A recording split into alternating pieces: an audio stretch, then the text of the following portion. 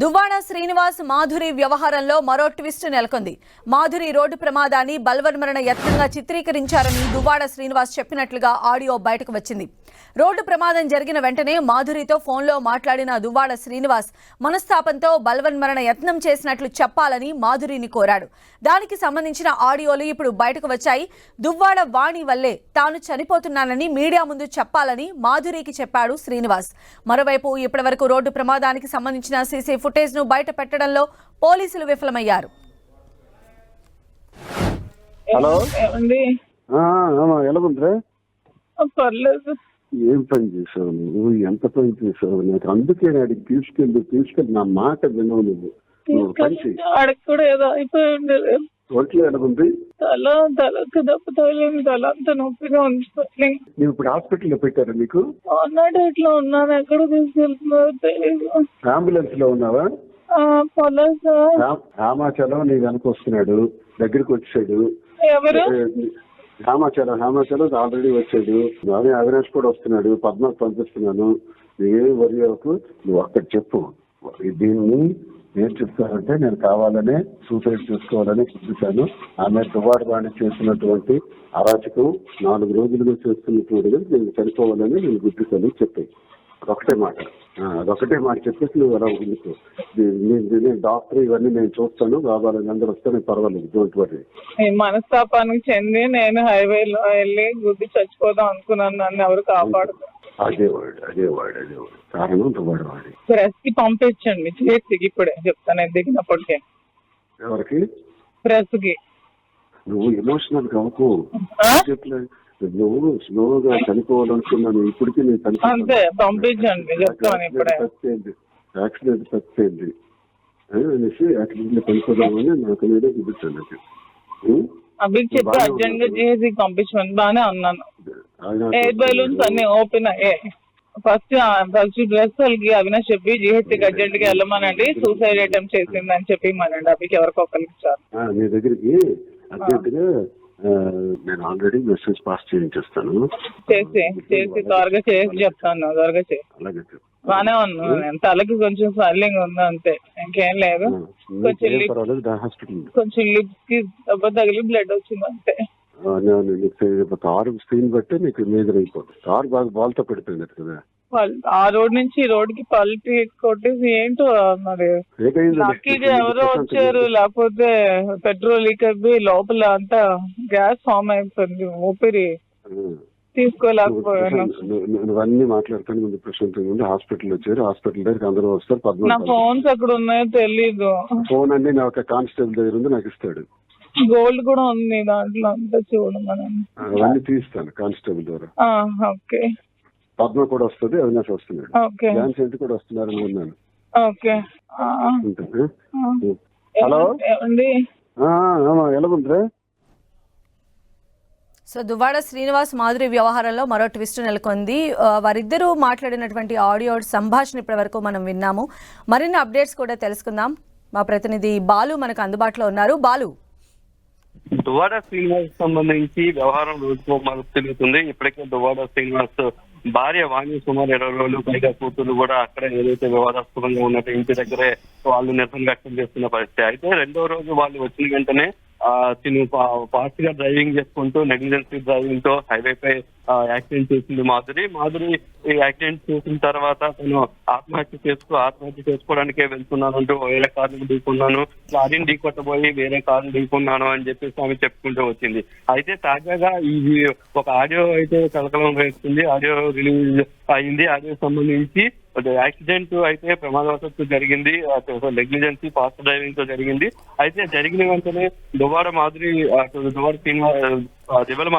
శ్రీనివాస్ కి ఫోన్ చేయడంతో పాటు ఫోన్ చేసి తన పరిస్థితిని చెప్పడంతో వెంటనే ఈ యొక్క పరిస్థితిని తమకు అనుకూలంగా మార్చుకోవాలనుకున్నారు ఇద్దరు కూడా. అది మాధురి అని ఇది దువ్వాడ శ్రీనివాస్ అని. దీని వెంట ఈ వ్యవహారం మొత్తం దువ్వాడ వాణి మీద తోసే ప్రయత్నం చేశారు. దీనికి సంబంధించి అయితే యాక్సిడెంట్ ప్రమాదానికి తాను ఆత్మహత్య చేసుకున్నానని 4 రోజుల నుంచి వాణి తనను వేధిస్తుంది, తన పిల్లలపైన కానీ తనపై కానీ అనేక ఆరోపణలు చేస్తుంది అని చెప్పాలంటూ కూడా దువ్వాడ శ్రీనివాస్ చెప్పే ప్రయత్నం చేశారు. ఆ విధంగానే ఆమె యాక్సిడెంట్ అయిన 5 నిమిషాల్లోనే అక్కడికి వెళ్ళినటువంటి మీడియాతో అయితే మాత్రం తాను సూసైడ్ చేసుకోవాలనుకుంటున్నాను, తాను బతకాలనుకోవట్లేదు, ఎందుకంటే తనకు DNA టెస్ట్ చేయాలంటూ కూడా వాణి డిమాండ్ చేస్తున్న పరిస్థితి ఉంది. ఇలాంటి నేపథ్యంలోనే తాను మనస్తాపంగా గురయ్యాను, తానంతా రోడ్డు మీద పడ్డాను, తన కుటుంబ సభ్యులతో కూడా ఇబ్బందులు పడుతున్నాను అంటూ కూడా ఆమె చెప్పుకొచ్చిన పరిస్థితి అయితే కనిపించింది. అయితే తాజాగా ఏదైతే ఆడియో లీక్ ఉందో ఆడియోకి సంబంధించి ఈ ఇద్దరు యొక్క వ్యవహారం అయితే బయటపడిందని చెప్పుకోవచ్చు.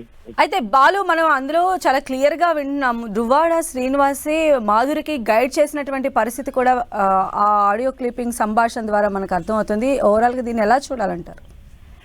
దువ్వాడ వాణికి సంబంధించి కానీ శ్రీనివాస్ సంబంధించి కానీ సుమారు 2-3 సంవత్సరాల నుంచి వివాదం నడుస్తుంది. కేవలం మాధురి ఇష్యూలో మాధురి దువ్వాడ శ్రీనివాస్ దగ్గర అవుతుంది. దీని ద్వారా దువ్వాడ శ్రీనివాస్ కి ప్రాణాపాయం ఉందంటూ కూడా చెప్పుకొచ్చే పరిస్థితి ఉంది. దాంతో పాటు తనకి కుటుంబానికి కూడా అన్యాయం చేస్తుంది, పిల్లలకు కూడా ఆస్తులు లేకుండా మొత్తం మాధురి కాజేసే ప్రయత్నం చేస్తుందంటూ వాణి అనేసార్లు ఆరోపణ చేస్తున్నప్పటికీ వాణితో బతికేది లేదు, కలిసి ఉండేది లేదంటూ కూడా శ్రీనివాస్ తీసుకొచ్చారు. అయితే తన స్నేహితుడిగా మాత్రమే ఉన్నాను, తను మాధురికి సంబంధించి మాధురితో కలిసి మాత్రమే ఉంటున్నాం, మా ఇద్దరు ఫ్రెండ్స్ అంటూ కూడా చెప్పుకొని వచ్చారు. అయితే ఇదంతా కూడా వాణిని వదిలించుకునేందుకు మాధురితో కలిసి బతికేందుకే ప్రయత్నం చేస్తున్నారన్న విమర్శలు అయితే వినిపిస్తా ఉన్నాయి. అయితే బాలు, ఇప్పుడు రిలీజ్ అయినటువంటి ఆడియో క్లిప్ కి సంబంధించి అంటే పోలీసులు ఏమన్నా ఇన్వాల్వ్ అయ్యే ఛాన్సెస్ ఎంతవరకు ఉండొచ్చు?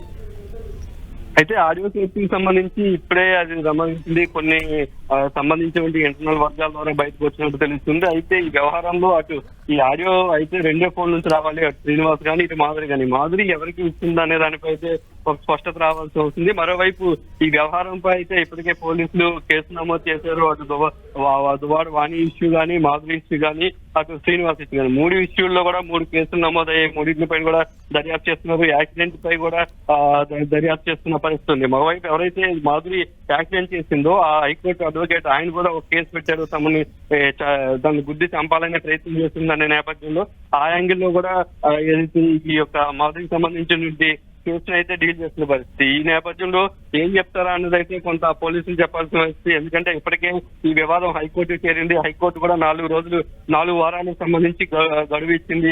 అటు ఏం చేశారు ఈ ఓవరాల్ ఇష్యూస్ లో కేసు సంబంధించి అటు దువ్వాడ శ్రీనివాస్ కోర్టుకు వెళ్ళాడు, వాణి తన ఇంటి వద్ద అలర్ట్ చేస్తుంది, తనపై దాడి చేసే ప్రయత్నం చేస్తుంది, వారిని ప్లీజ్ చేయమంటే పోలీసులు ప్లీజ్ చేయట్లేదు అంటూ అటు రాష్ట్ర ప్రభుత్వం కూడా ఇందులో ఇంప్లీట్ చేసిన పరిస్థితి. దీనిపై కౌంటర్ వేయాల్సిందిగా హైకోర్టు కూడా తన విచారణలో సందర్భంగా తెలియజేసిన పరిస్థితి. ఈ నేపథ్యంలో పోలీసులు హైకోర్టుకి ఏం చెప్తారు, ఈ ఓవరాల్ ఇష్యూ యాక్సిడెంట్ కి సంబంధించి ఏం చెప్తారు అన్నది అయితే కొంత స్పష్టత రావాల్సి ఉంది. అయితే బాలు, మనం చూసాము అంటే దువ్వాడ వాణి శ్రీనివాస్ తన కుటుంబానికి న్యాయం చేయాలి అని చెప్పి కూడా ఆవిడ ఇంటి దగ్గరే ఉండి నిరసన వ్యక్తం చేసినటువంటి పరిస్థితి కూడా ఉంది. ఈ నేపథ్యంలో ఈ ఆడియో క్లిప్ బయటకు రావడం ఎలా చూడ?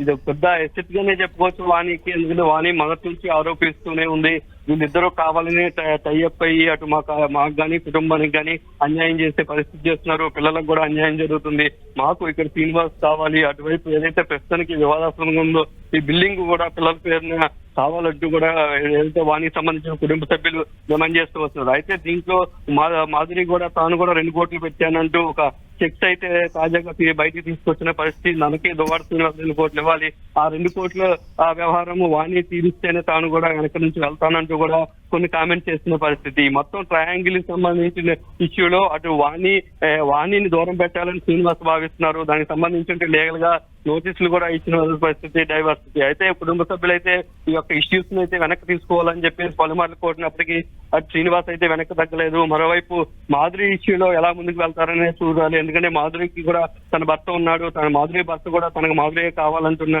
నేపథ్యంలో ఇద్దరికి అటు ఎవరైతే సుభాష్ చంద్రబోస్ ఉన్నాడో ఆయనకి ఇటు దువ్వాడకి ఇద్దరు మాధురిని కోరుకుంటున్న నేపథ్యంలో ఇద్దరు డైవర్స్ తీసుకుని మళ్ళీ పెళ్లి చేసుకుంటారా లేకపోతే ఏదన్నా విషయం మీద అయితే కొంత చర్చనీయాంశంగా మారిన పరిస్థితి కనిపిస్తా ఉంది. అయితే వాణి ప్రస్తుతం ఇంకా నిరసన కొనసాగిస్తున్నారా? ఎందుకంటే ఆమెకు ఆల్రెడీ గతంలోనే పోలీసులు నిలువరించినటువంటి పరిస్థితి ఉన్నది కదా. వాణి అయితే ఇప్పటికే తన నిరసన కొనసాగిస్తూనే ఉన్నారు. అదే ఇంటి దగ్గర తను వెయిట్ చేస్తున్న పరిస్థితి, తమకు న్యాయం కావాలి, పిల్లలకు న్యాయం కావాలని కోరుతూనే ఉన్న పరిస్థితి అయితే కనిపిస్తుంది. అటువైపు ఒకవైపు కోర్టుకు సంబంధించి పోలీసులు కూడా ఒక అఫిడవిట్ దాఖలు చేశారు. ఇప్పటికే పార్టీ 1 నోటీసులు జారీ చేసాం, వాణికి సంబంధించిన ఇష్యూస్ ని వానికి సంబంధించి దర్యాప్తు చేస్తున్నామని చెప్తున్నప్పటికీ ఆ దువ్వాడ శ్రీనివాస్ సంబంధించి కూడా నోటీసులు ఇవ్వాలి, తనకు కూడా క్లియర్ గా ఇచ్చేసుకోవాలని చెప్పేసి అటు పోలీసులకు ఆమె చెప్పిన పరిస్థితి. అయితే ఎమ్మెల్సీగా ఉండడం, కొన్ని లీగాలిటీ ఇష్యూలు ఉండడంతో వాటిపై ఒక స్పష్టత తీసుకోవాలని చెప్పేసి పోలీసులు చెప్తూ వస్తున్నారు. ఈ వ్యవహారంలో అయితే దువ్వాడ శ్రీనివాస్ గానీ వాణి వ్యవహారంలో ఇప్పుడు పోలీసులు ఏం చర్యలు తీసుకుంటారు అనే దానిపై అయితే స్పష్టత రావాల్సింది. అయితే గతంలోనే వీరిద్దరి మధ్య కూడా సయోధ్య కుదిర్చి ఒక అంటే సెటిల్మెంట్ చేసే దిశగా కూడా చర్చలు జరిగాయి. ఇప్పుడు వాణికి బయట వచ్చినటువంటి ఈ ఆడియో టేప్ అనేది ఎంతవరకు హెల్ప్ చేసేటువంటి ఛాన్సెస్ ఉంటాయి? ఖచ్చితంగా ఇప్పుడు ఆడియో టేప్ ఏదైతే ఉందో అది ప్రజల ముందు దువ్వాడ శ్రీనివాస్ కానీ మాధురిని కానీ దివ్వల మాధురిని కానీ దోషులుగానే పెడుతున్న పరిస్థితి అయితే కనిపిస్తుంది. ఎందుకంటే ఇప్పటి వరకు తాము ఓన్లీ ఫ్రెండ్స్, తమకు ఏం సంబంధం లేదు అంటూ ఒక పక్క చెప్పుకొచ్చారు. మరోవైపు ఇది ప్రమాదం మాత్రమే, వాణి వేధించింది, వాణి తమ మీద విమర్శలు చేసింది కాబట్టి తాను చనిపోవడానికి వెళ్తున్నానంటూ ఆమె కామెంట్ చేస్తూ డైవర్ట్ చేసే పరిస్థితి, తనపై అటెన్షన్ పెంచుకునే పరిస్థితి తీసుకొచ్చింది. ఈ నేపథ్యంలో వాణిని దోషిగా చూపే ప్రయత్నం అయితే అటు మాధురి కానీ ఇటు దువ్వాడ శ్రీనివాస్ కానీ ఇద్దరు చేస్తూ వచ్చారు. ఈ నేపథ్యంలో ఇప్పుడు ఆడియో కలకడంలో ఈ ఆడియో అయితే రిలీజ్ అవడం, ఆడియో సంబంధించి ప్లాన్ కూడా వాళ్ళదే పక్కగా ఉండడంతో ఖచ్చితంగా ఇది వాణికి ప్లస్ అయ్యే అవకాశమే ఉంది. దీనికి సంబంధించి దువ్వాడ రెస్పాండ్ అయ్యే అవకాశాలు ఎంతవరకు ఉండొచ్చు బాలు? ప్రస్తుతానికైతే మొన్న ఏదైతే ఇన్ఛార్జిగా సంబంధించి టెక్కల ఇన్ఛార్జిగా ఉన్నటువంటి దువ్వాడ శ్రీనివాస్ ని తొలగించి పేరాడు తెలకిచ్చిన తర్వాత అటు దువ్వాడ శ్రీనివాస్ కానీ ఇటు వాణి కానీ మీడియా దూరంగానే ఉంటున్నారు. ఎవరు కూడా నోరు వెప్పని పరిస్థితి. తన మీద ఏమైనా విమర్శలు వస్తేనే తాను స్పందిస్తానంటూ కూడా వాణి చెప్పిన పరిస్థితి. అది ఏదైతే మాధురి నుంచి కానీ అటు దువ్వాడ శ్రీనివాస్ గారి నుంచి కానీ ఏమైనా కౌంటర్ వస్తేనే తాను స్పందిస్తానంటూ కూడా ఆమె కొంత వెయిట్ చేస్తున్న పరిస్థితి నేపథ్యంలో అటువైపు దువ్వాడ శ్రీనివాస్ కూడా అజ్ఞాతంలోనే ఉంటున్నారు. తన ఇంటికే పరిమితం అయిపోతూ ఉన్న పరిస్థితి అయితే కనిపిస్తుంది. మరోవైపు దువ్వాడ మాధురి కూడా ప్రస్తుతానికి తాను కూడా వేరే ప్రాంతంలో నివసిస్తూ ఉన్నది. ఈ నేపథ్యంలో ఎవరు స్పందిస్తారనేది అయితే కొంచెం చూడాలి. రైట్ బాలు, అది దువ్వాడ శ్రీనివాస్ మాధురి వ్యవహారంలో ట్విస్ట్ నెలకొంది. మాధురి రోడ్డు ప్రమాదాన్ని బలవన్మరణ యత్నంగా చిత్రీకరించాలని ఏకంగా దువ్వాడ శ్రీనివాసే చెప్పినట్లుగా ఆడియో ఇప్పుడు బయటకు వచ్చింది. రోడ్డు ప్రమాదం జరిగిన వెంటనే మాధురితో దువ్వాడ శ్రీనివాస్ ఫోన్లో మాట్లాడారు. కావాలని మనస్తాపంతో బలవన్మరణ యత్నం చేసినట్లు చెప్పాలని ఆయన మాధురికి డైరెక్షన్స్ ఇస్తున్నటువంటి సంభాషణ టేపులు ఇప్పుడు బయటకు వచ్చాయి. దువ్వాడ వాణి వల్లే తాను చనిపోతున్నానని మీడియా ముందు చెప్పాలని మాధురికి చెప్పారు శ్రీనివాస్. మరోవైపు ఇప్పటివరకు రోడ్డు ప్రమాదానికి సంబంధించిన సీసీ ఫుటేజ్ను కూడా బయటపెట్టడంలో పోలీసులు విఫలమయ్యారు. ఒకసారి ఆ ఆడియోకి సంబంధించిన టేప్ మరోసారి విందాం. హలో ఏమండి? ఎలాగుందిరా? పర్లేదు. ఏం పని చేసావు నువ్వు? ఎంత పని చేసావు? నాకు అందుకే అడిగి తీసుకెళ్ళి నా మాట వినవు నువ్వు. పని చేయి. ఆడికి కూడా ఏదో అయిపోయి ఉండేది. ఒంట్లో ఎలాగుంది? తలకు దెబ్బ తగిలింది. తల అంతా నొప్పిగా ఉంది. నువ్వు ఇప్పుడు హాస్పిటల్లో పెట్టారా నీకు? ఇట్లా ఉన్నాను. ఎక్కడ తీసుకెళ్తున్నారో తెలియదు. అంబులెన్స్ లో ఉన్నావా? రామాచలం నీ వెనక వస్తున్నాడు, దగ్గరికి వచ్చాడు. ఎవరు? రామాచలం ఆల్రెడీ వచ్చాడు. నానే అవినాష్ కూడా వస్తున్నాడు. పద్మకు పంపిస్తున్నాను. నువ్వేం వరి అవ్వకు, నువ్వు అక్కడ చెప్పు. దీన్ని ఏం చెప్తానంటే నేను కావాలనే సూసైడ్ చేసుకోవాలని చూపించాను. ఆమె దువ్వాడ వాణి చేసినటువంటి అరాచకం 4 రోజులుగా చేస్తున్నటువంటి నేను చనిపోవాలని నేను గుర్తిస్తాను చెప్పి అదొకటే మాట చెప్పేసి నువ్వు అలా ఉండుకో.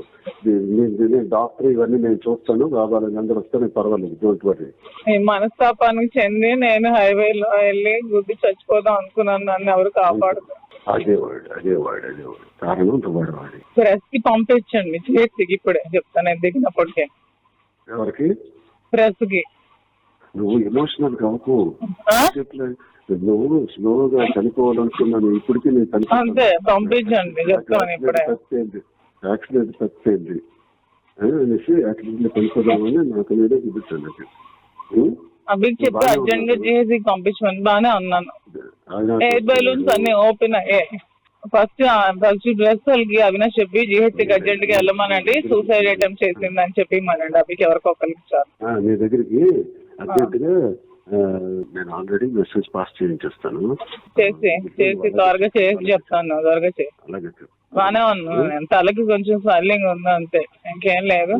కొంచెం లిప్స్ కి దెబ్బ తగిలి బ్లడ్ వచ్చింది అంతే. కారు స్క్రీన్ బట్టి నీకు మేజర్ అయిపోతుంది. కారు బాగా బాల్తో పెడిపోయింది కదా. ఆ రోడ్ నుంచి ఈ రోడ్ కి పల్టీ కొట్టేసి ఏంటో మరి లక్కీగా ఎవరో వచ్చారు. లేకపోతే పెట్రోల్ లీక్ అయిపోయి లోపల అంతా గ్యాస్ ఫామ్ అయిపోయింది. ఊపిరి తీసుకోలేకపోయాను. నువ్వన్నీ మాట్లాడుతాను ముందు ప్రశాంతంగా ముందు హాస్పిటల్ వచ్చారు, హాస్పిటల్ దగ్గరికి అందరూ వస్తారు. నా 14 ఫోన్స్ ఎక్కడ ఉన్నాయో తెలీదు. ఫోన్ అన్ని నా ఒక కానిస్టేబుల్ దగ్గర ఉంది, నాకు ఇస్తాడు. గోల్డ్ కూడా ఉంది దాంట్లో, అంతా చూడమని. అవన్నీ తీస్తాను కానిస్టేబుల్ ద్వారా. ఓకే. పద్మ కూడా వస్తుంది, అవినాష్ వస్తున్నాడు, ఓకే. ఝాన్సీ ఆంటీ కూడా వస్తున్నారని విన్నాను. ఓకే. ఉంటాను.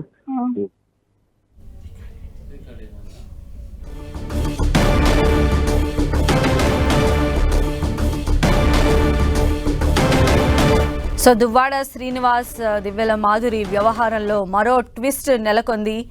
మాధురి రోడ్డు ప్రమాదాన్ని బలవన్మరణ యత్నంగా చిత్రీకరించాలని దువ్వాడ శ్రీనివాస్ చెప్పినట్లుగా ఆడియో బయటకు వచ్చింది. ఇప్పుడు మనం ఆ ఆడియో టేప్ని విన్నాము. రోడ్డు ప్రమాదం జరిగిన వెంటనే మాధురితో ఫోన్లో దువ్వాడ శ్రీనివాస్ మాట్లాడారు. మనస్తాపంతో బలవన్మరణ యత్నం చేసినట్లు చెప్పాలని మాధురిని ఆయన కోరారు. దానికి సంబంధించిన ఆడియోలు ఇప్పుడు బయటకు వచ్చాయి. దువ్వాడ వాణి వల్లే తాను చనిపోతున్నానని మీడియా ముందు చెప్పాలని మాధురికి చెప్పారు శ్రీనివాస్.